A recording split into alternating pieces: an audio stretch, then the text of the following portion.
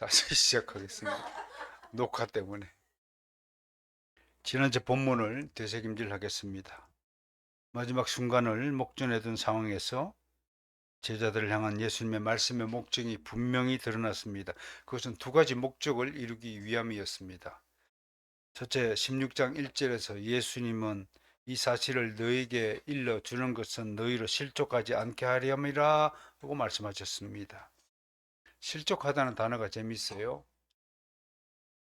스칸 찰리 조마이 하고 변형어가 되는데 원래 원형이 스칸달리조인데 이게 무슨 뜻이냐면 돌부리에 걸려 넘어지다, 속임수나 관계에 걸려 넘어진 것을 의미합니다.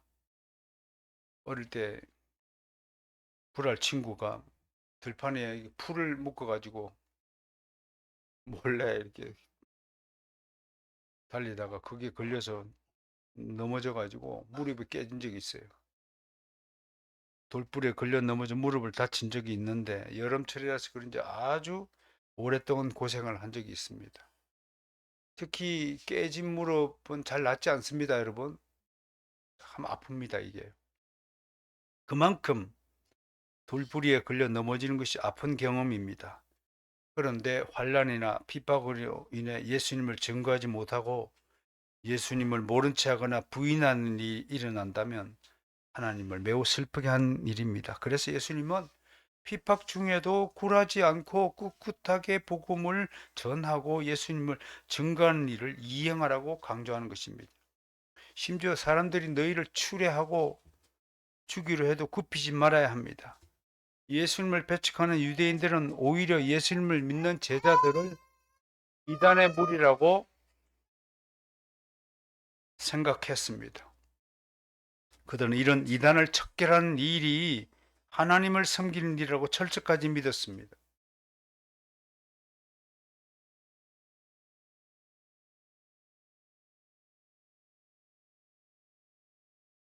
이 모든 원인이 유대인들은 예수님과 하나님 아버지를 모르기 때문이라고 예수님 말씀하셨습니다.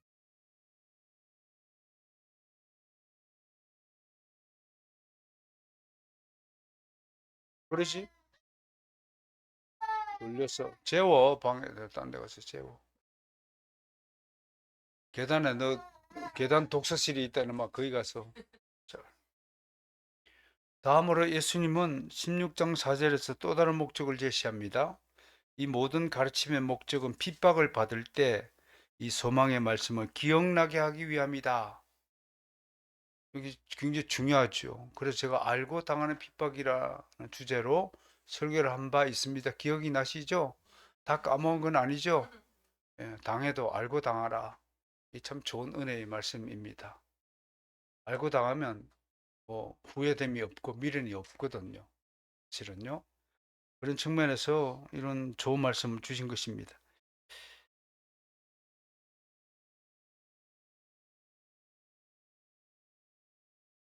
이것을 처음부터 가르치지 않고 지금 죽음을 앞둔 이 시점에서 이야기하는 것은 너무 일찍 핍박을 이야기하면 제자들의 믿음이 떨어지고 근심하는 것을 염려했기 때문입니다.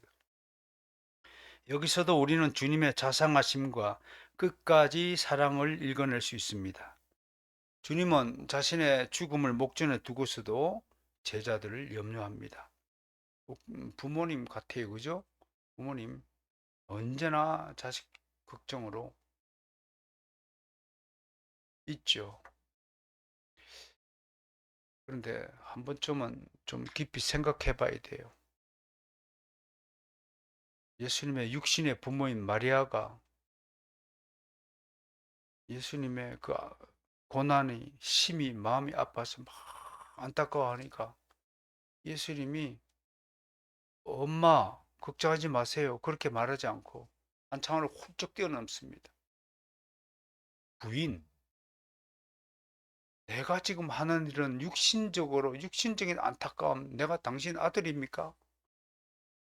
그런 차원에서 생각하지 마시고 하늘의 차원을 좀 생각하세요. 지금 나한테서 일어나는 일들이 하나님의 뜻과 계획에 의해서 일어나는 것을 믿음으로 좀 바라보세요.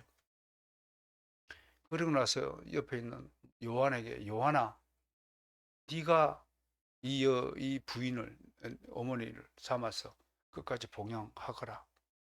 여러분, 이 말씀 당부에는 기막힌 의미가 있는 겁니다. 이걸 깊이 깨달아야 되는 겁니다. 우리는 이웃을 사랑하고 하나님을 사랑하고 내 자식을 사랑해야 되지만 그 사랑이 결코 땅에 함몰된 사랑의 차원이 아니라고 하는 것을, 그러니까 거듭난다는 것은요, 이런 측면에서도 반드시 거듭나야 되는 겁니다. 이걸 떨쳐버릴 수 있는 용기와 지혜가 필요한 겁니다. 그렇게 해서 더 높은 차원에서의 사랑이 이루어질 때 드디어 하나님께서 네가 비로소 이제 깨달았구나 하고 복을 주시는 겁니다. 그런 차원의 옳은 사람의 기도는 즉각적으로 응답한다는 사실을 믿으시길 바랍니다. 하나님의 마음에 합당한 자 다윗은 그런 사람이었습니다. 여러분, 다윗의 인생을 보십시오. 다윗 시편 150편 중에서 절반 이상이 다윗이 읊은 기도문입니다. 하나님, 다윗은 시종 왕이면서도 가장 낮은 기도의 자리에 하나님께 간구했습니다.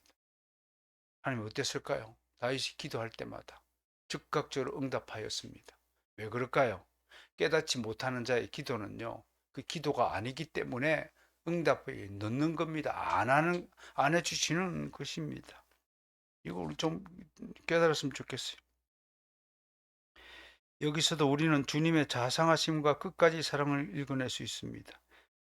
주님은 죽음을 목전에 두고서도 제자들 염려하시고 혹여 우리가 핍박 가운데 실족지 않을까 염려하시어서 이런 데는 이미 하나님의 작정하심에 따라 일어난 일임을 미리 가르쳐 주신 것입니다.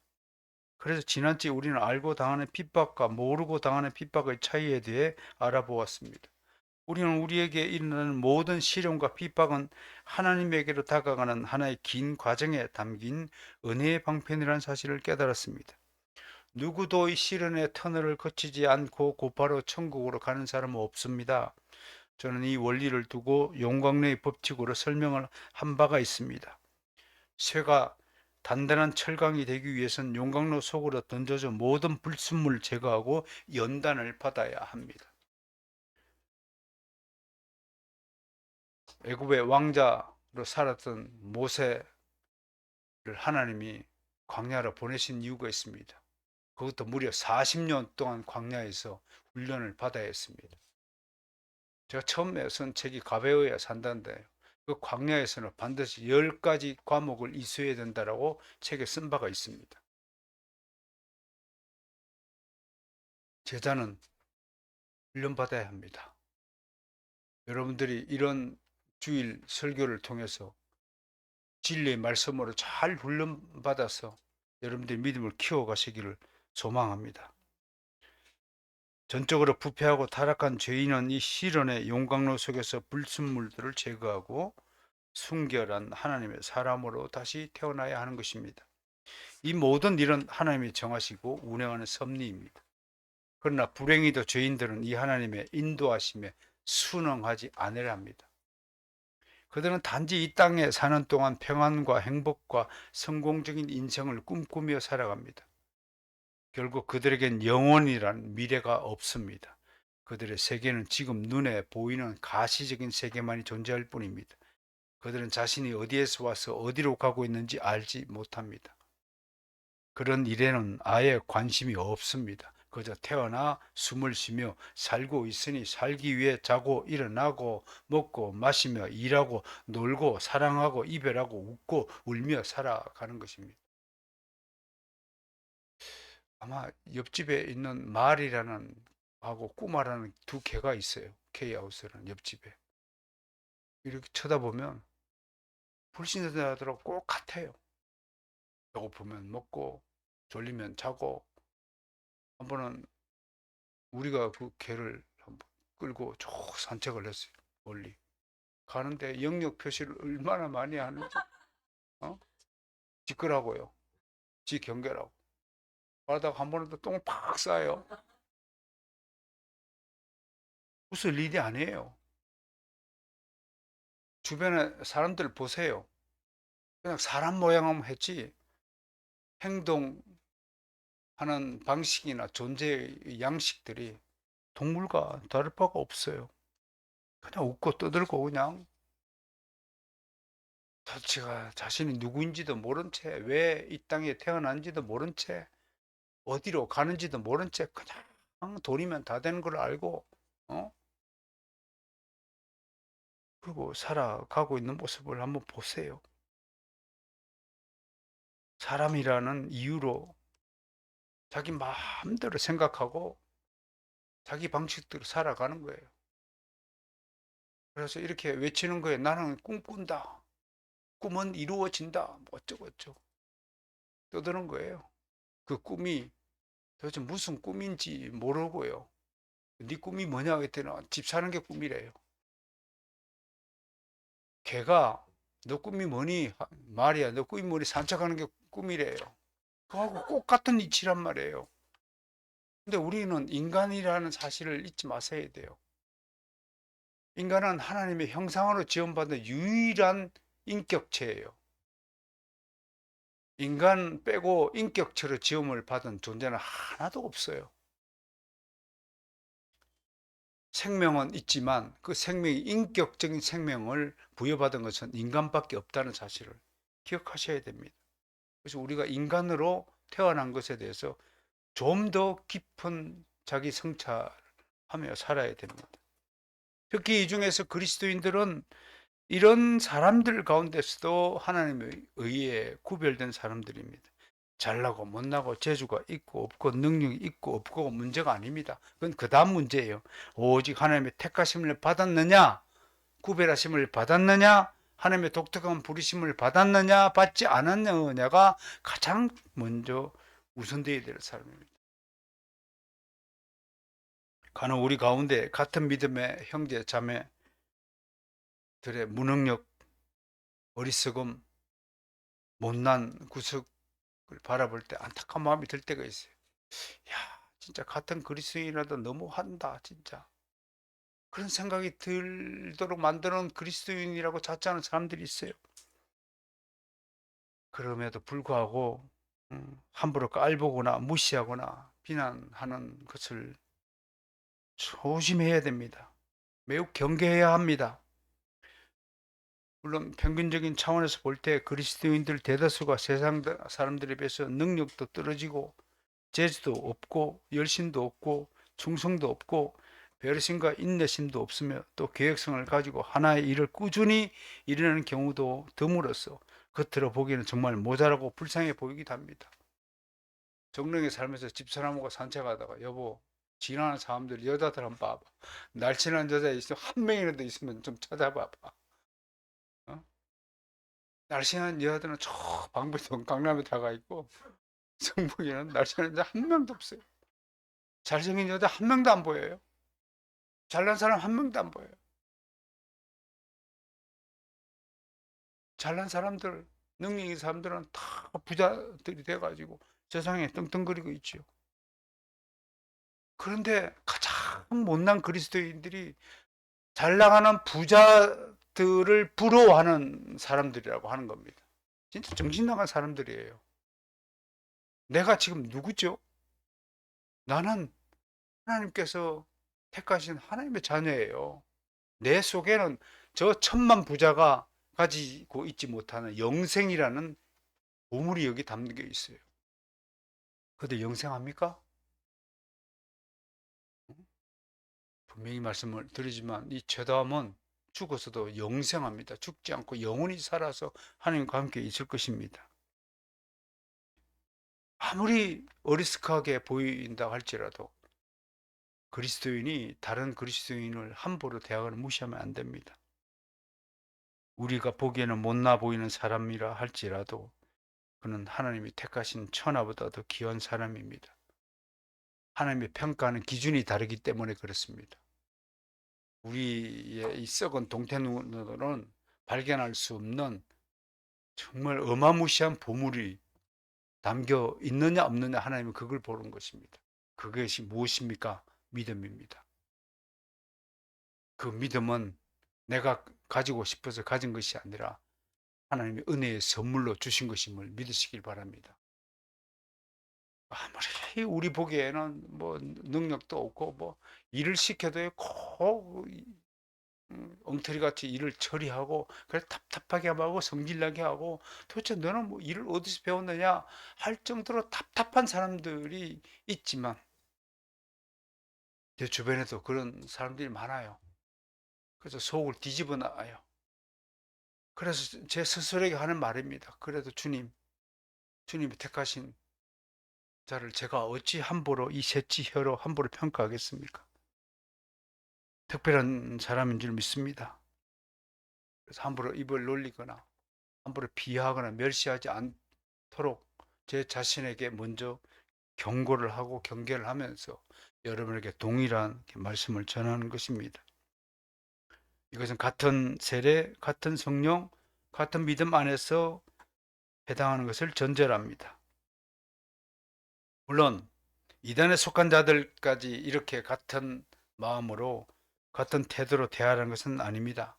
모든 불신자 중에 특별히 이단에 속한 이들은 적극적으로 하나님과 그의 왕국을 반대하고 박해하는 자들입니다. 이들의 전술 전략을 철저히 익히고 습득하여 이들의 관계에 걸려 넘어가지 않도록 두 눈을 부릅뜨고 날마다 근신하여 깨어 기도하며 주의 나를 지켜야 할 사명이 우리에게 주어진 것입니다. 이런 점을 두고 예수님은 뱀처럼 지혜롭게 양처럼 순전하게 우리의 행동 강령을 반포하신 것입니다. 처음에 잠깐 계단에 책에 보니까 그리스도인들 어떻게 살아야 하나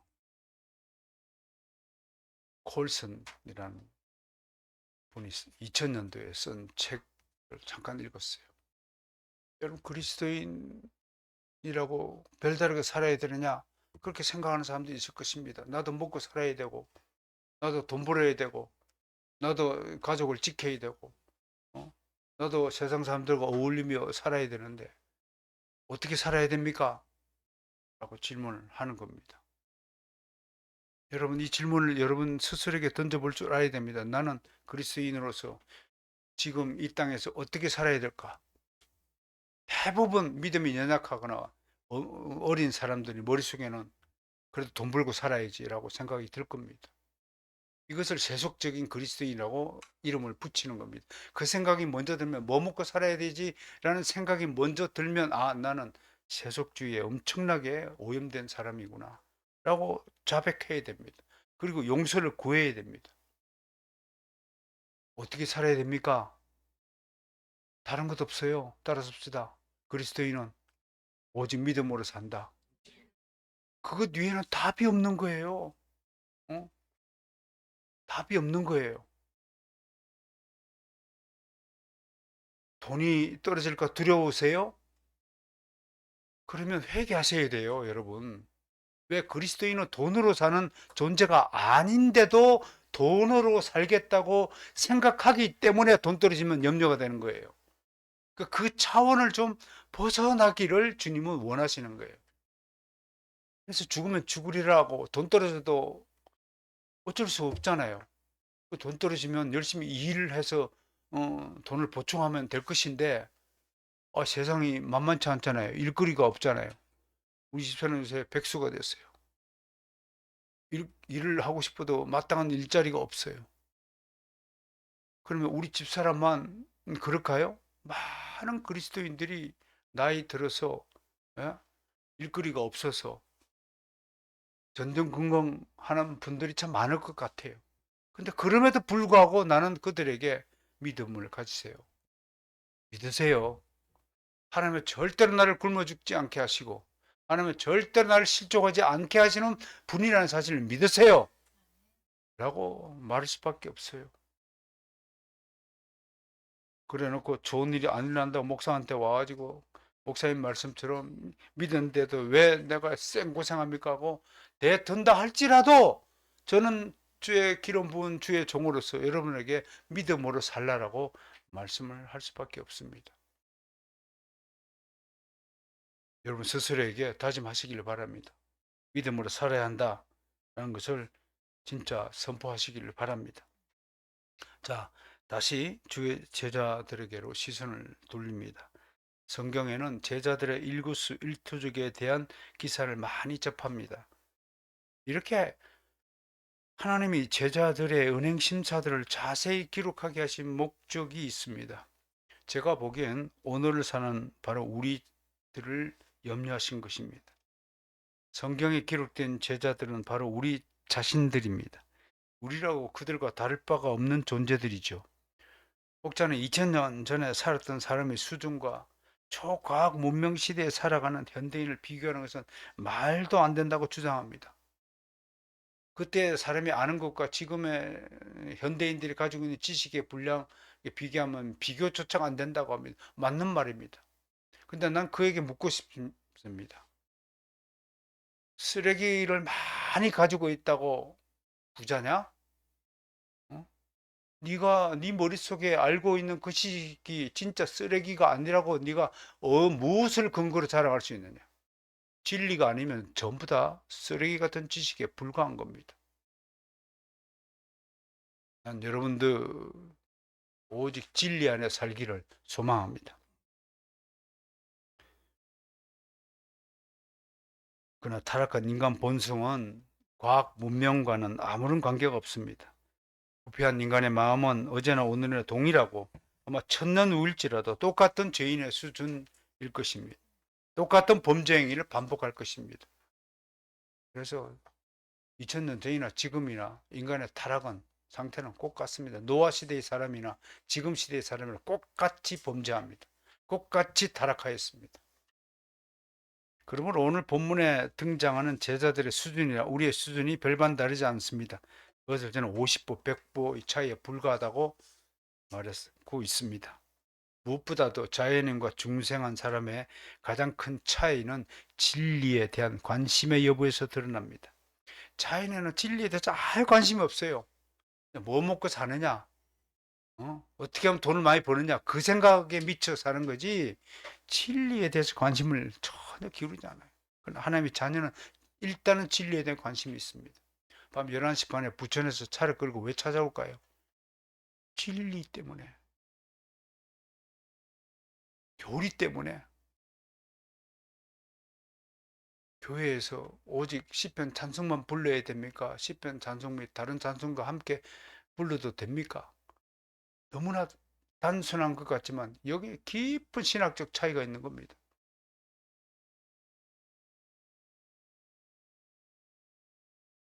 다음에 또 그 시간에 찾아올까 봐 겁날 정도로 집요하게.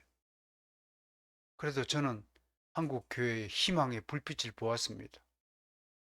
이제 32살에 불과한 젊은 강도사가 아직 목사 안수를 받지 않았지만 영어 공부를 좀 더 열심히 해서 두렵기는 하지만 열심히 해서 정말 하나님의 종이 되겠습니다. 그런 각오를 하고 있는 청년이 있음을 바라볼 때 내가 고맙다 그랬습니다. 내가 자네 같은 사람을 볼 수 있다니 참 기쁘다고 얘기했습니다. 다 세속적으로 자기 성공을 위하여 길을 놓고 달려가고 있는 그때에 주님을 위해서 죽겠다는 이런 종이 있다는 것이 우리를 얼마나 설레게 하고 감동 있게 만드는 것입니까?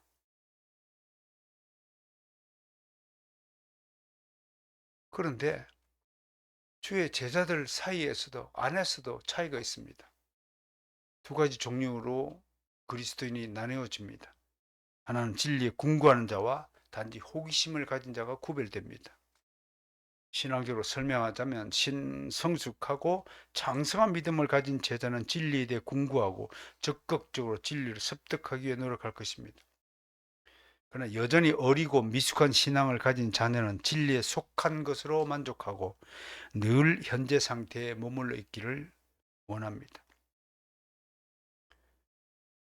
그저 주님이 나를 사랑해 주시고 나를 안위해 주신다면 족하다고 여기는 어린 그리스도인을 지칭합니다. 우리 주변에 이런 어린 신자들이 지천에 널려 있습니다. 이들은 교회가 주는 음식을 다 소화하지 못합니다. 특히 장성한 신자에게는 가장 맛있는 음식으로 정평이 난 교리라는 음식은 아예 입에 대지도 못합니다. 너무 딱딱하다고, 너무 맛이 없다고 하면서 그들도 보지도 않습니다. 한국 교회가 속히 이런 영적 어린아이 상태를 벗어나야 합니다. 왜냐하면 어린아이는 아무도 일꾼이 될 수 없기 때문에 그렇습니다. 오늘 주님과 함께 감남산으로 이동 중인 제자들은 어떤 부류일까요? 적어도 예수님이 보기에는 성숙과 믿음의 사람들이 아닙니다. 이 사실은 5절에 기록된 주님의 말씀에서 유추할 수 있습니다. 지금 내가 나를 보내신 이에게로 가는데 너희 중에서 나더러 어디로 가는지 묻는 자가 없고, 물론 제자들 가운데 베드로나 도마 같이 질문을 던진 제자들이 있습니다. 주님은 제자들이 그가 하신 말씀에 대하여 이해하고 공감하고 마음을 다하여 반응하여 주기를 원하셨습니다. 밤 늦었지만 1시 반까지 질문을 하는 그 제자가 얼마나 감사하고 감동을 주는지, 주님도 바로 그런 제자를 원하신 것입니다. 그러나 제자들은 주님께서 자신들을 떠나신다는 말씀에 사로잡혀 너무도 슬픔에 잠겨 분간을 못하고 있습니다. 근심이라는 단어 리페는 종종 기쁨이라는 단어 카라와 대비되어 나타납니다. 이것은 아직 제자들에게 성령이 임하지 못했다는 것을 의미하게 합니다. 진짜 성령이 임하면요, 늘 기쁨 충만이 될 수 있거든요. 늘 감사 충만이 될 수 있거든요. 주님은 15장 11절에서 내 기쁨이 너희 안에 있어 너희 기쁨을 충만하게 하려 함이라고 말씀하신 바 있습니다. 성령이 임하시고 그들이 예수님의 계명을 지켜 참 제자가 된다면 슬픔은 사라지고 오직 기쁨밖에 남아있지 않게 된다는 사실을 믿으시길 바랍니다. 이것이 성령 충만입니다. 사랑 충만, 말씀 충만, 기쁨 충만, 확신 충만, 이런 것들을 우리가 성령 충만의 상태로 설명하는 것입니다. 그런데 제자들은 나 떠난다 그랬더니 기쁨이 아니라 슬픔에 찼습니다. 아드 핑크는 이것을 두고 그들은 그들을 가린 구름 너머를 바라보지 못했다고 해설했습니다. 그들은 단지 당면한 불행만을 생각함으로써 그 뒤에 내릴 축복을 생각하지 못했습니다. 하나는 알지만 둘은 모른다는 속담이 있습니다. 이것이 현재 제자들의 수준이자 한계입니다. 한편 신앙의 진보 및 학습의 향상은 질문하는 일에서 비롯된다는 것을 기억하시 주시기 바랍니다. 특히 공부를 잘한다고 인정받는 학생들의 특징은 모르는 것이나 궁금한 점에 대해 선생님에게 질문을 한다는 것입니다. 질문을 하는 그 행위는 바로 알에 대한 적극적인 학습 행위입니다. 알고자 하는 것이 배움의 기본입니다. 하나님은 이런 방식을 통해 자신의 자녀들이 바른 지식을 가지고 성장하기를 원하십니다. 그래서 교회의 모든 교리교육의 방식은 질의응답의 방식으로 꾸려져 있습니다. 우리 개혁파는 역사상 가장 좋은 교육서를 가지고 있습니다. 제네바 여리문답, 하이델베르그 여리문답, 웨스트민스터 소요리 문답, 대요리 문답 등등 하나님 믿음의 선조들을 통해 우리에게 주신 위대한 교육서들을 우리는 자랑스럽게 여기고 이것을 평생 동안 숙지하고 숙독하고 공부해야 할 것입니다. 이런 학습을 통해 한 사람의 어린 자녀가 성숙하고 장성한 믿음의 분량에 이르는 것입니다. 우리 선조들이 왜 그걸 만들어 두신지 아세요? 이거 공부해야 어른이 된다. 사람이 된다. 교리 교육을 받지 않으면 사람이 안 된다. 왜 그렇게 얘기할까요? 잘못된 교리를 배우니까 테러를 하는 거예요. 잘못된 교리를 배우니까 이단에 빠지는 거예요. 잘못된 교회를 배우니까 기존 교회를 부숴야 된다고 무너뜨려야 된다고 생각하는 거예요. 그 사람이 할 짓이 아니에요. 귀신에 속한 자입니다. 아쉽게도 그럼에도 제자들은 주님이 바라시는 이상적인 수준에 이르지 못하고 있습니다. 오직 마음에 근심이 가득한 채로 주님을 따라 걷고 있을 뿐입니다. 아마 고개를 푹 숙이고 주님이 어디를 가신다는데 이제 주님 없이 우리가 뭘 할 수 있을까? 주님이 임금이 되면 우리가 한 자리씩 차지할 줄 아는데 어디를 가버린다니 이게 그냥 닥쳐놓게 지붕 신세 같은 것이 아닌가 그 생각에 지금 머물러 있다는 겁니다. 아더 핑크는 우리의 성찰을 돕기 위해서 이렇게 충고합니다. 우리도 자주 이렇지 않은가? 아까도 제가 그랬죠? 제자들의 이런 모습을 성경에 기록하여 소개하는 목적이 뭐라고요? 바로 우리들 때문에. 왜? 우리도 꼭 같은 사람들이니까요. 우리는 자신의 고통을 과장하고 뭐 아프면 그냥 엄청나게 아프다고 막 고래고래 고함 지르고 소문내고 하는 사람이 있잖아요. 자기 고통이 최고의 큰 고통이라고 여기는 사람. 응? 그 고통이 가져올 축복은 생각하지 못한다. 하늘에 어두운 구름이 가득하고 폭풍우가 몰아칠 때 우리는 그로 인하여 타는 듯한 땅에 낼 유익한 효과와 또 그렇게 됨으로써 우리가 맛볼 수 있는 열매가 빚어진다는 것을 잊고 슬픔과 우울에 잠긴다. 우리는 언제나 우리 주변의 상황이 봄이기만을 바라지만 겨울이 먼저 오지 않고서는 봄이 있을 수 없다는 것을 생각하지 못한다. 제발 부탁합니다. 하나만 생각하지 마시고요. 어? 그 뒤에 깔려 있는 하나님의 그 의미, 숨겨진 의미, 배려, 복합적인 의미를 생각하는 성숙한 신앙인이 되어야 할 것입니다. 주님 앞에서 제자들의 상태는 우리에게 많은 안타까움을 던집니다. 솔직히 우리는 이 대목에서 성경의 제자들을 바라볼 것이 아니라 철저히 나 자신을 바라보아야 한다고 고백해야 합니다. 그것이 조금이라도 주님의 마음과 뜻을 이해하는 길이 될 것입니다. 그러면 우리와 주님의 차이점은 그 어떤 경우에도 주님은 자신을 따르는 제자들을 쉽게 포기하거나 버리지 않으시며 끝까지 사랑으로 그들을 위로하고 권면하고 돌보신다는 것입니다. 그것이 바로 7절의 말씀입니다. 시작. 그러나 내가 너에게 실상을 말하노니 내가 떠나가는 것이 너에게 유익이라. 내가 떠나가지 않으면 보혜사가 너에게로 오시지 않을 것이다.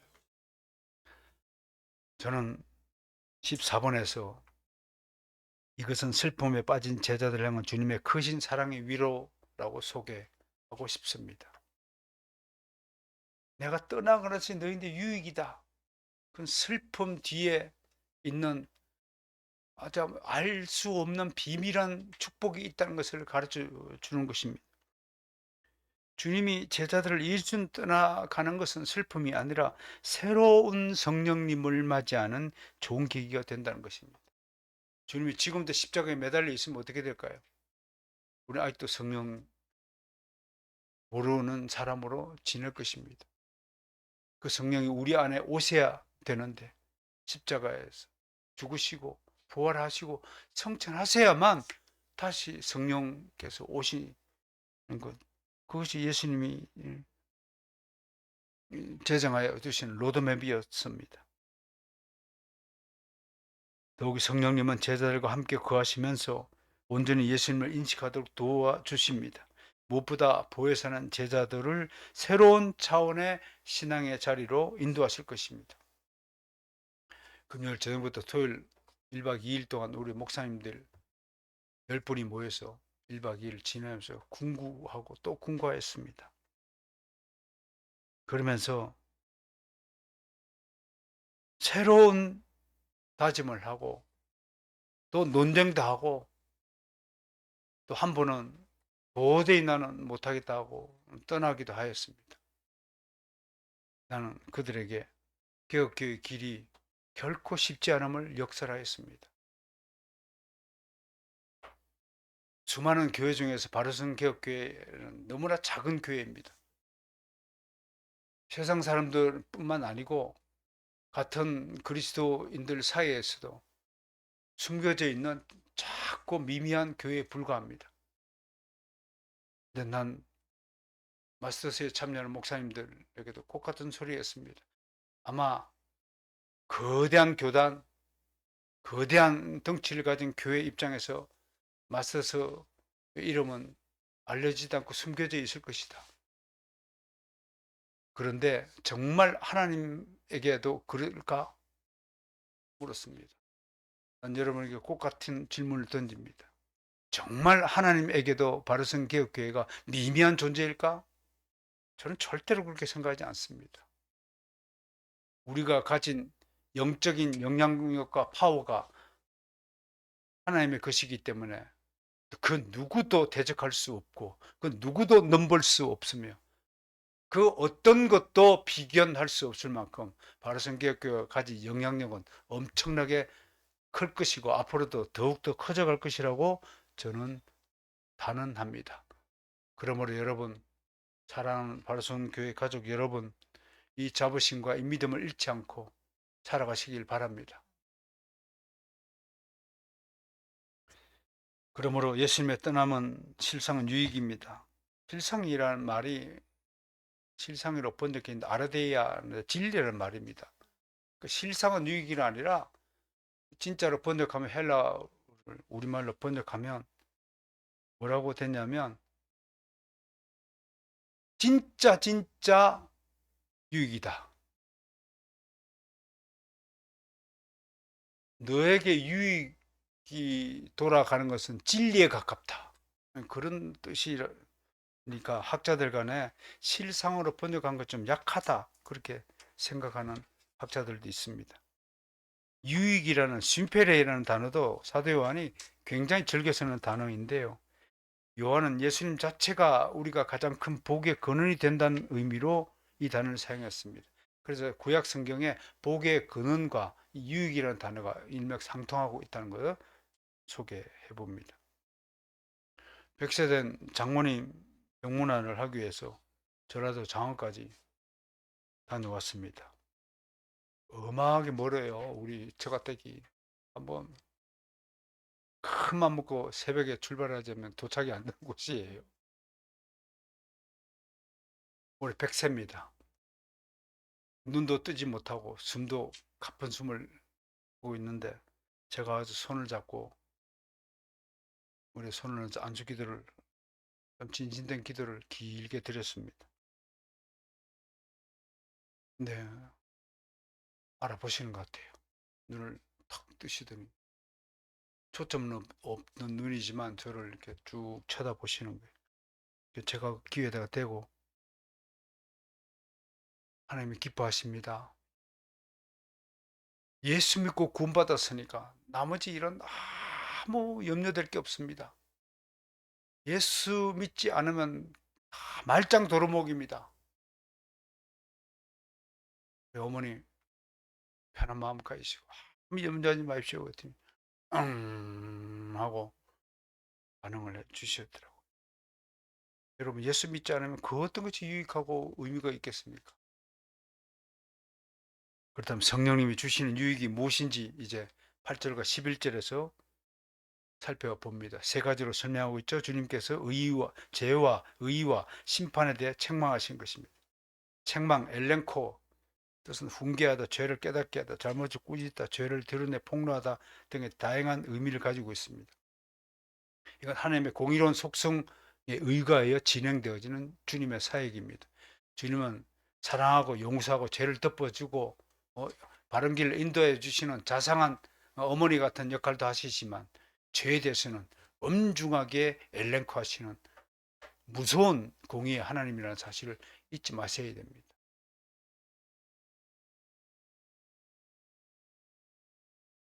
할머니들한테 하나님은 교육을 맡기지 않으셨어요. 원래 어쩔 수 없이 할머니 손에, 저도 할머니 손에 쭉 컸는데 할머니는 교육이 안 돼요.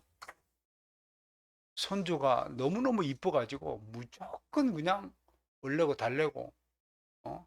잘못을 하더라도 딱 남자 같으면 아버지 같으면 딱 꾸짖고 너 다시는 이러지 말아야 된다. 이렇게 해야 이 교육이 되는데 그냥 뭐 잘못을 해도 뭐 우리 애만 잘못해요. 니네는 잘못하지 않아요. 우리 할머니가 맨날 그랬어요. 싸우마다. 그런 가운데에서 나는 그래도 정신을 차리고 이렇게 바르게 됐지만 우리 집안에 아직도 정신을 못 차리는 분이 있어요.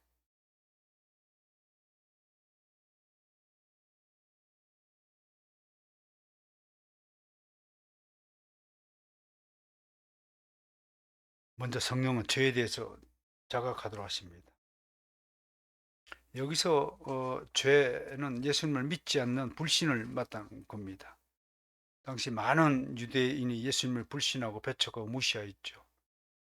15장 22절과 24절에서 예수님 외에 명백히 선포되었습니다.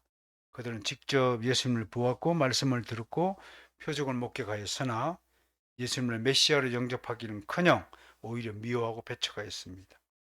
그러면서 더 큰 죄악은 자신의 죄를 대중 속에 숨기는 것이었습니다.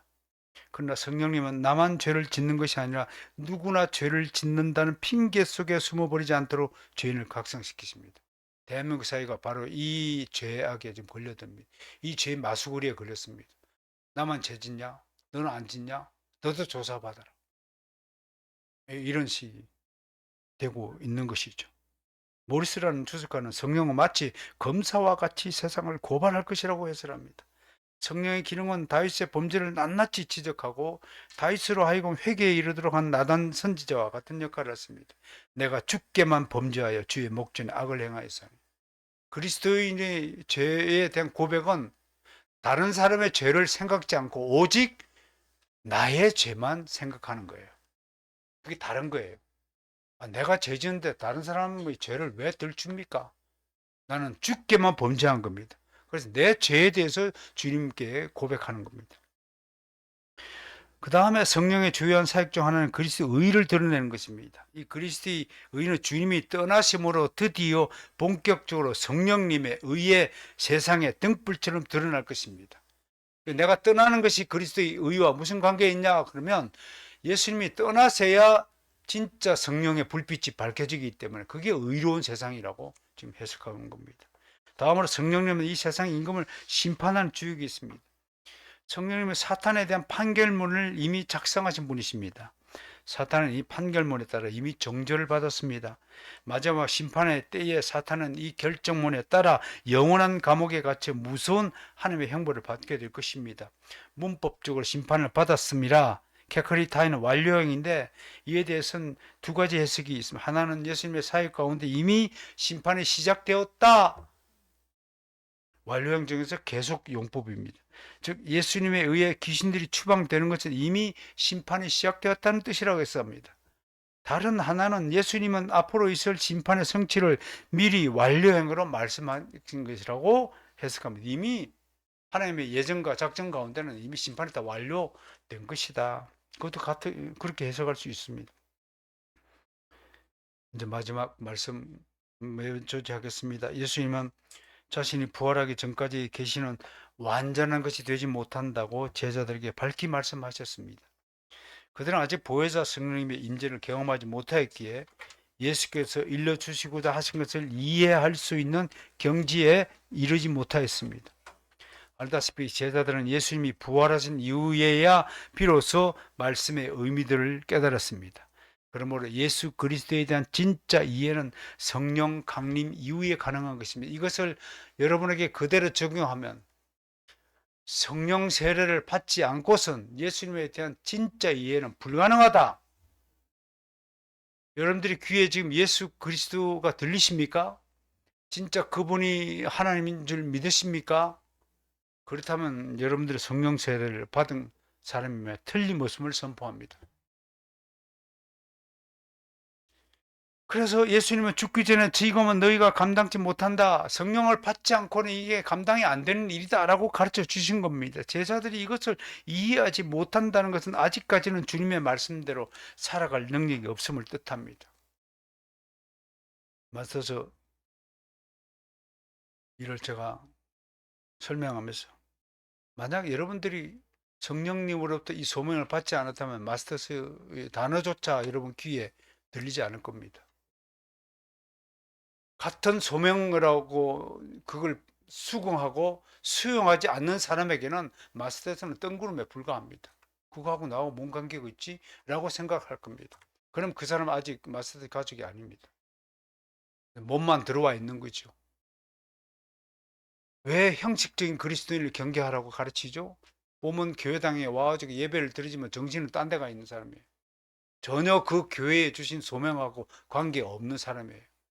대한민국에 살면서도 대한민국이 주는 혜택은 누리면서 대한민국을 위해서 아무것도 봉사하지 않고 헌신하지 않는 가짜 대한민국 국민이에요. 그런 분들 많아요. 중국 국적을 가진 사람들이 와서 의료 혜택만 진짜 누리고 지난 정부에서 그 이상한 그런 지만 몰라서 했다고 하지 않습니까? 감당치 못한다. 헬라 바스타조인데 이는 기본적으로 훔치다 이지만 때로 무엇을 옮기다 짊어지다 견디다는 뜻으로 사용됩니다. 이 단어는 예수님이 십자가를 짊어졌을 때 사용된 단어입니다. 성령이 받지 않고는 무슨 말씀인가요? 이 성령의 능력 없이는 십자가 못 진다는 겁니다. 내가 감당할 수 없다는 거예요.